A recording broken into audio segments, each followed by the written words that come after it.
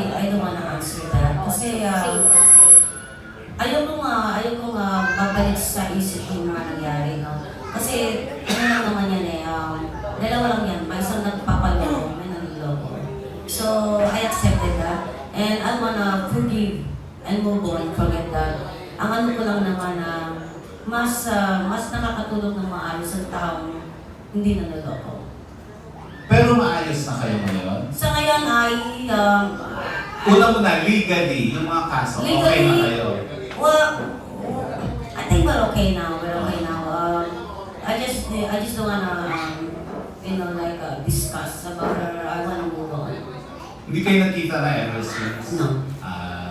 What if lang siya lumapit at mag-request na ibalik niyo yung friendship? Anong sasabihin mo sa kanya? Kung lalapit siya sa akin, kasi mabait akong tao, I will forgive her, you know. We're only human.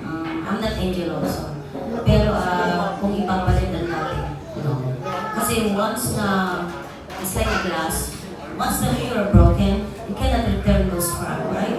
So, why you wasting your time again to be with that person?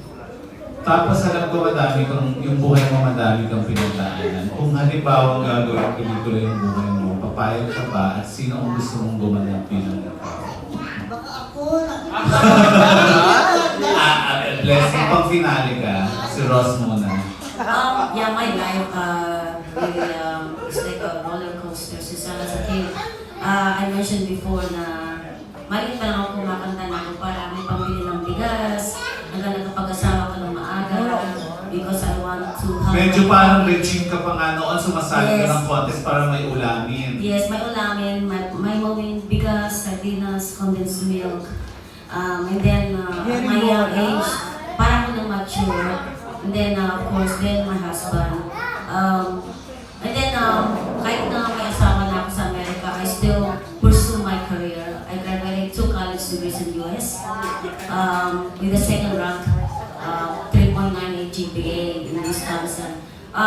So ngayon, dahil natapos ko na lahat ng mga hindi ko natapos sa Pilipinas, so kaya career na